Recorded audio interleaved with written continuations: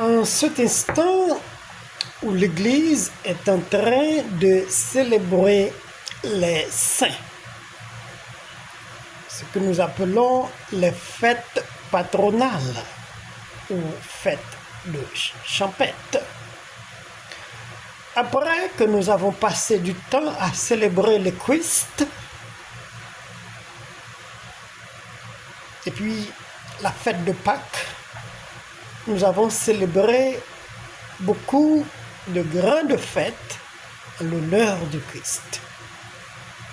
Et bien maintenant, c'est à ceux que le Christ a choisi que nous faisons honneur. Et qu'est-ce que l'Église voudrait dire quand il célèbre quelqu'un comme saint? C'est parce qu'on voudrait dire que vous aussi, si vous vous comportez comme une personne normale, vous obtenez votre sainteté aussi, car nous sommes tous faits pour être saints, comme notre Père dans les cieux est saint, comme Jésus-Christ qui est venu nous sanctifier de par sa résurrection et entre dans le sein des saints. D'abord, comment l'Église a entré dans cette initiative? C'était d'abord ce que nous appelons la piété populaire qui ont proclamé les saints. Surtout, la très sainte Vierge a été proclamée sainte dans la ville d'Éphèse. Les apôtres, majoritairement presque tous, ont été proclamés saints par la piété populaire, par la dévotion populaire. Et certains saints du 1er siècle, 2e et même 3e siècle ont été proclamés saints par la piété populaire. Alors, quand l'Église a vu comment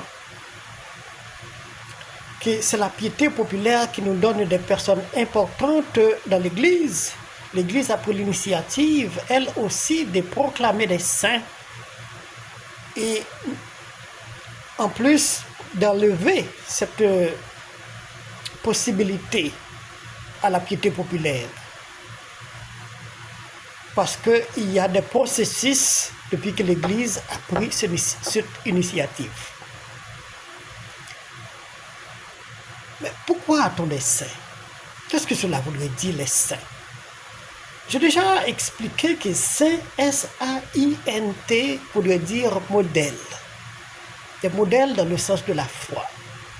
Donc si vous modelez la foi ou votre foi selon la vie de cette personne, certainement votre sainteté est garantie.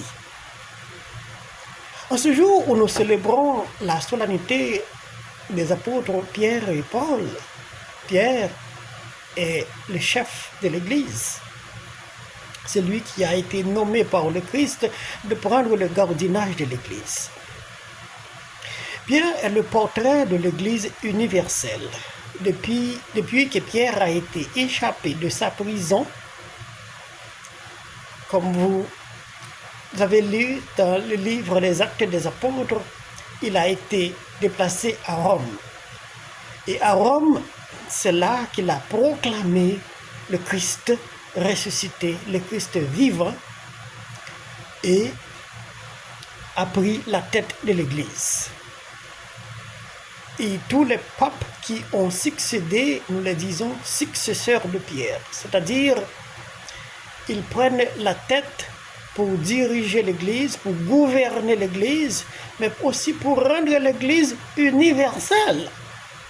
Ça veut dire, qu'est-ce que c'est que l'Église est universelle? Nous avons une même foi, un même Dieu, même dévotion, une même piété. Nous croyons en Jésus-Christ ressuscité. Mais aussi, nous ne sommes pas libres de faire tout ce que nous voulons, puisque nous communions dans une universalité. Dans la couleur liturgique, dans les lectures, dans les décisions, dans les lettres encycliques, Et dans tout ce que le magistère de l'Église a pris l'initiative de faire, c'est pour témoigner l'universalité de l'Église.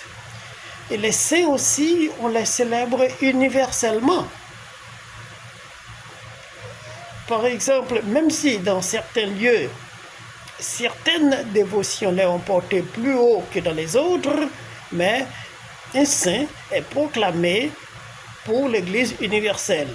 Et tous ceux qui ont lu ces histoires connaissent comment celui-ci a témoigné, a proclamé sa foi, et sa foi peut servir comme modèle pour les gens qui ont professé la foi catholique, mais aussi la foi en Jésus-Christ, la foi en Dieu, la foi en l'Église. Quand l'Église a pris l'initiative de proclamer des saints, ce n'est pas avec aucune arrière-pensée.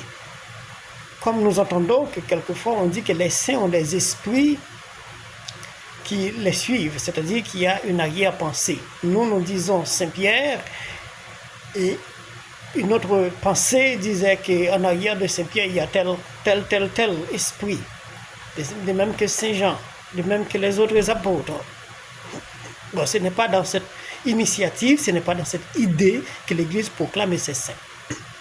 D'abord, c'est pour nous donner exemple dans le domaine de la foi. Mais aussi, la piété populaire ont donné à l'Église une figure de festivité.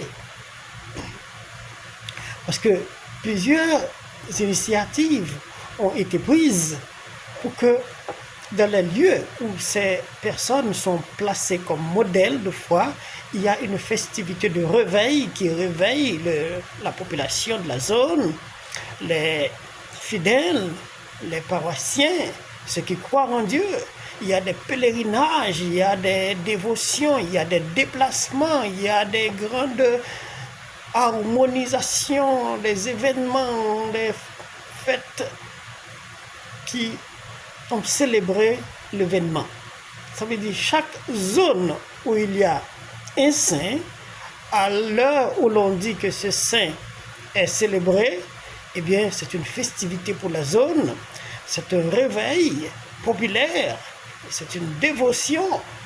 L'Église est rehaussée et les gens qui proclament leur foi ont trouvé beaucoup d'applaudissements parce qu'il y a des gens qui sont partout pour voir vous qui proclamez votre foi en Dieu de par l'intercession, de par la faveur de cette personne qu'on disait saint. Je parlais de Pierre. L'Église en ce jour célèbre la fête de Pierre et Paul. Pierre, c'est le chef, c'est lui qui a été placé à la tête de l'Église par le Christ lui-même, et c'est lui qui symbolise l'universalité de l'Église. Paul, c'est un converti, mais ses écrits, ses déplacements, ses épîtres, ses lettres, son témoignage a servi l'Église de partout.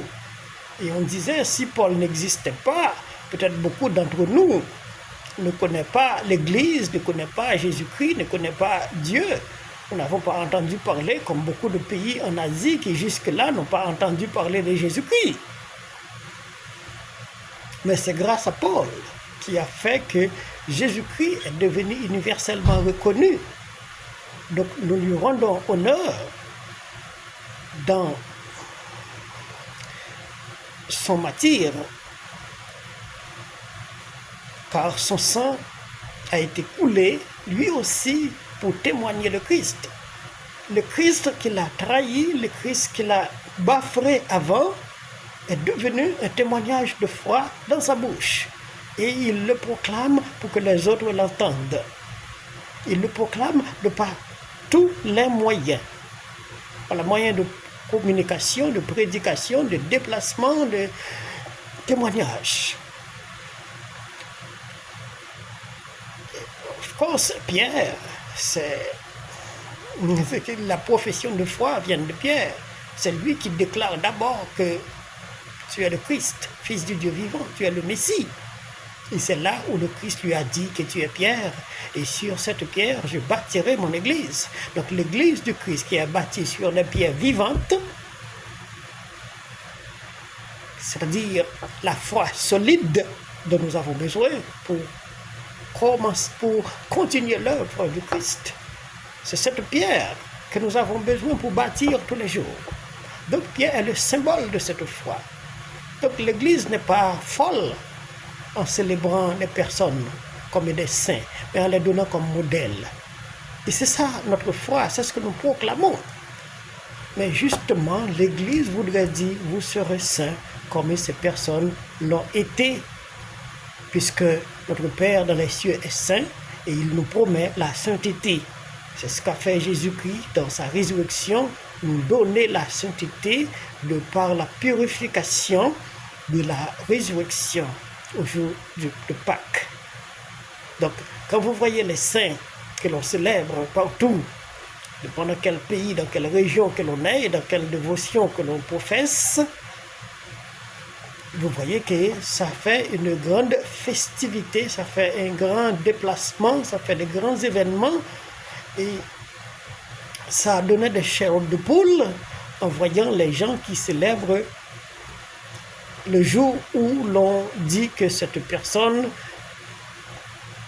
a été reconnue comme saint, c'est-à-dire le jour de sa mort.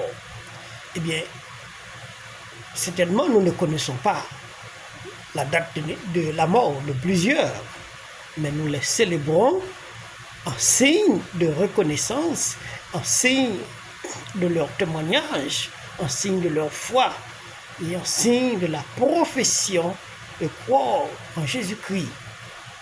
Et nous aussi, si nous croyons en Jésus-Christ, si nous restons attachés à Jésus-Christ, si nous ne faisons pas du mal, si nous ne faisons pas souffrir les autres, de par quels que soient les moyens, nous sommes appelés à être saints.